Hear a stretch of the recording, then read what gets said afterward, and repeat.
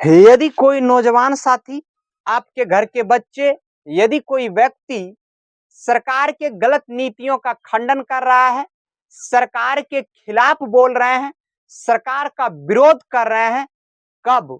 जब सरकार कोई गलत नीति हम लोगों के बीच लाते हैं, तब आप लोग उस नौजवान साथियों का हिम्मत बनिए, ना कि चौक चौराहा पर जाकर के उनका बेइज्जती कीजिए। उनका हिम्मत बनिए। काहे कि उस तरह के सरकार के साथ मुकाबला करने वाले हर एक घर में बच्चा पैदा नहीं होता है।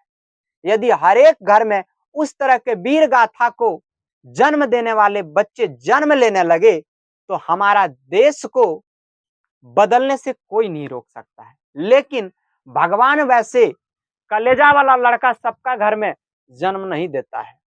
क्या सबका घर में महात्मा गांधी जैसा बेटा जन्मा? क्या जी? नहीं जन्मा। क्या सबका घर में नेताजी सुभाष चंद्र बोस जैसा बेटा जन्मा? क्या सबका घर में सरदार वल्लभ भाई पटेल जैसा बेटा जन्मा? क्या सबका घर में मोदी जैसा बेटा जन्मा? नहीं ना जन्मा। तो आप लोग अपने उस समाज के बच्चों का हिम्मत और ढाढ़स बनिए। आप लोग उस बच्चों का समर्थन कीजिए, क्योंकि वह पढ़ा लिखा नौजवान तभी जाकर के सरकार का विरोध कर सकता है जहां समाज का भलाई ना हो, उस नियम और कानून से समाज का भलाई ना हो। मैं एक छोटा सा एग्जांपल लेता हूं।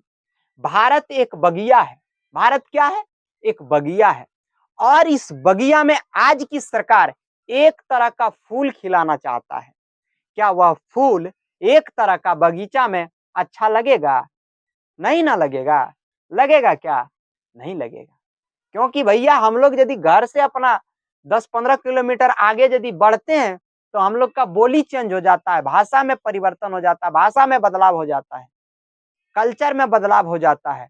क्योंकि भारत जो है वह विविधता में एकता रखने वाला देश है। लेकिन कुछ गलत लोगों का नजर हमारी इस बगिया पे ऐसा पड़ा है कि इस बगिया को एक रंग में रंगना चाहता है। ऐसा यदि होगा तो हम लोग आपस में लड़ जाएंगे।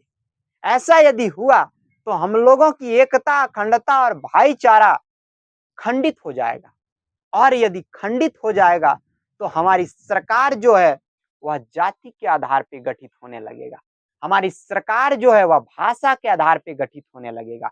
हमारा सरकार जो है वह लाठी के बल पर अपनी ताकत को दिखाने लगेगा। फिर इस देश के संविधान का क्या मतलब रह जाएगा? बताइए।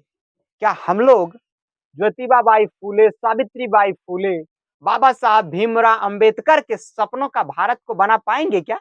नहीं बना पाएंगे। नहीं बना पाएंगे। इसलिए आप अपने उस समाज के लड़कों का विरोध मत कीजिए। उस समाज के लड़कों का आप हिम्मत और ढाढ़स बनिए। और नहीं तो यहां इस देश में लोकतांत्रिक सरकार नहीं, इस देश में राजतांत्रिक सरकार का स्थापना होने में अधिक समय नहीं लगेगा। क्योंकि हम लोगों से शिक्षा को छीना गया है, और इस कदर छीना गया है कि हम लोगों को पता नहीं चल पा रहा है।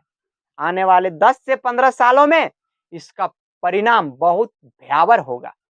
आज जो बच्चे स्नातक की पढ़ाई कर रहे हैं, उनसे पूछिए किस तरह से शिक्षा को छीनने का काम कर रहा है।